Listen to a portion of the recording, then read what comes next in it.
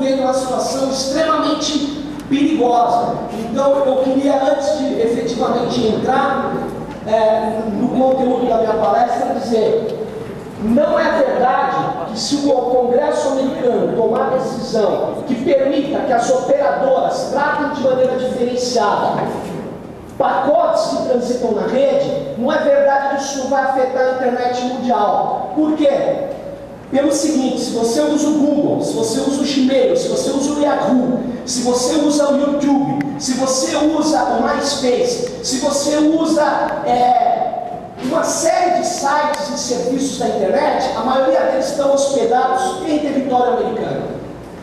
Infelizmente, ainda hoje, o maior tráfego da internet passa pelo território americano. Se eles aprovarem essa lei lá, vai abrir um movimento que vai fazer com que as operadoras daqui da Europa queiram impor o mesmo tipo de tratamento nos pacotes. E a internet é um grande acordo, é um conjunto de acordos, de protocolos. E na hora que a gente deixar que esse acordo que garante a liberdade de fluxo seja rompido, nós não vamos ter mais a internet que a gente conhece. Nós vamos ter o império dessas companhias que querem monopolizar, como sempre tentaram na era industrial, querem trazer para a era da informação os monopólios que eles construíram.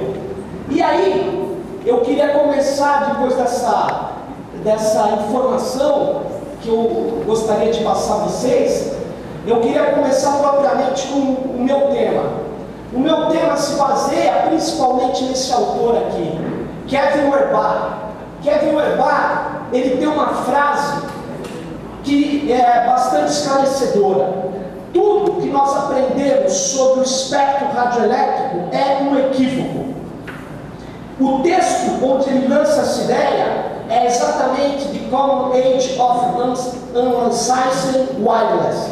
Ou seja, ele propõe aqui a gente repensar a forma com que nós estamos fazendo as nossas comunicações. E aqui eu queria dizer: a configuração, a forma como que nós vamos desenhar o futuro da sociedade da informação vai depender das batalhas sobre o controle dos códigos, das informações codificadas. E a batalha, ela é uma batalha que de um lado vão ter defensores da liberdade e de um lado defensores do controle. De um lado, o pensamento que quer descentralizar e o pensamento que quer concentrar poder informacional. De um lado, aqueles que querem a diversidade cultural e aqueles que querem a homogeneidade, aqueles que querem a pasteurização. E essa sociedade que a gente está construindo, ela não está pronta e ela não é técnica. As decisões dos técnicos seguirão as decisões dos modelos que as pessoas possam colocar para a solução técnica. Essa sociedade é uma sociedade da hipercomunicação, é uma sociedade em rede. Não é possível mais pensar a sociedade nossa sem pensar em redes informacionais, em redes de comunicação. É impossível você pensar as principais atividades que nós temos hoje no mundo e no Brasil sem pensar em redes, sem pensar em articulação através da comunicação mediada por computador.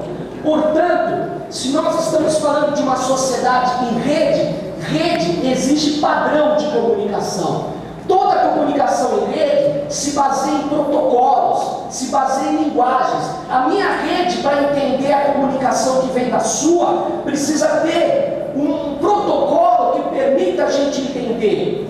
Ou seja, toda rede se baseia como esses protocolos são articulados. Toda rede e toda sociedade em rede vai depender de arquiteturas de informação, arquiteturas de controle e de negação de acesso. É uma tentativa dos grupos que foram hegemônicos na sociedade industrial. Eles querem agora, quando descobriram as redes que não acreditavam nelas, eles querem agora impor arquiteturas de controle, arquiteturas de negação de acesso. Arquiteturas de controle, elas consolidam a forma que se organiza as redes, vai consolidar relações de propriedade, visões de mundo, ideologias sobre como as pessoas devem se portar no interior das redes. E as relações de propriedade na sociedade de informação, elas organizam os fluxos de riqueza. Você pode falar, não, tudo isso aí é exageros. Então eu vou pegar o Jack Valent.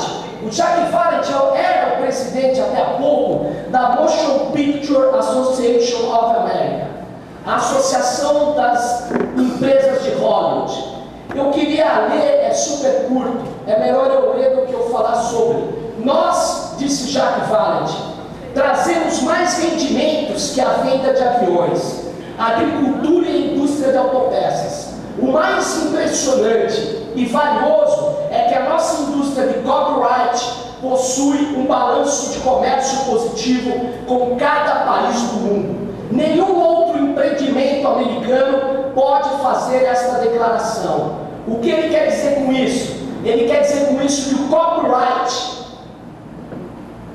a ideia de propriedade dura de bens intelectuais e de ideias, é o principal negócio dos Estados Unidos da América. Então, quando nós estamos discutindo isso, nós não estamos discutindo qualquer coisa. Nós estamos discutindo hoje um elemento economicamente já majoritário na economia norte-americana. Somente em 1999, a indústria do copyright dos Estados Unidos faturou 457,2 bilhões de dólares.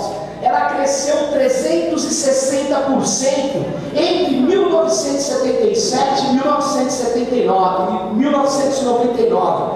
E o fluxo desigual nos balanços de pagamento entre o que sai de copyright que os Estados Unidos compram e o que ele vende para o mundo, em torno desses fluxos desiguais, segundo o Fundo Monetário Internacional, em 99, os Estados Unidos exportou 36,5 bilhões de dólares e importou 13,3 bilhões, ou seja, teve um saldo positivo. Em 2002, a indústria de software norte-americana, que também está na conta do copyright, ou seja, essa indústria teve vendas de 200 bilhões de dólares, seguidas pelo Japão de 85 bilhões e pela Alemanha de 40 bilhões de dólares. O que nós estamos discutindo aqui é exatamente isso.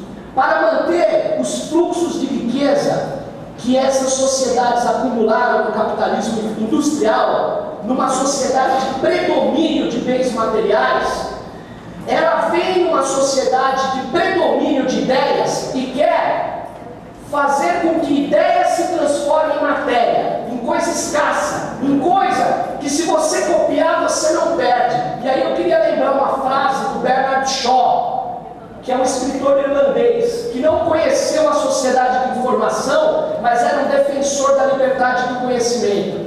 Ele dizia: se você tem uma maçã e eu tenho uma maçã, e eu troco uma maçã com você, você continua com uma maçã e eu continuo com uma maçã. Agora, se eu tenho uma ideia e você tem uma ideia, e nós trocamos nossas ideias, eu fico com duas ideias e você fica com duas ideias. Ideias, algoritmos, teorias, música, texto de livro, descolado do seu suporte, filmes, imagens, algoritmos articulados em software, são bens intangíveis e materiais, são ideias. Sobre eles não recai a maldição da escassez. Quanto mais você compartilha o conhecimento, ao contrário de um bem material, que você o perde, se eu entregar esse microfone para você, eu fico sem, eu tenho que arrumar um outro, mas o outro vai ser analogicamente igual. Vai ter que ter outro material, e vai ser parecido, mas os seus componentes não são os mesmos. Ele vai ser análogo a esse microfone. Agora, uma ideia no mundo digital, eu a copio, eu remixo, eu transformo.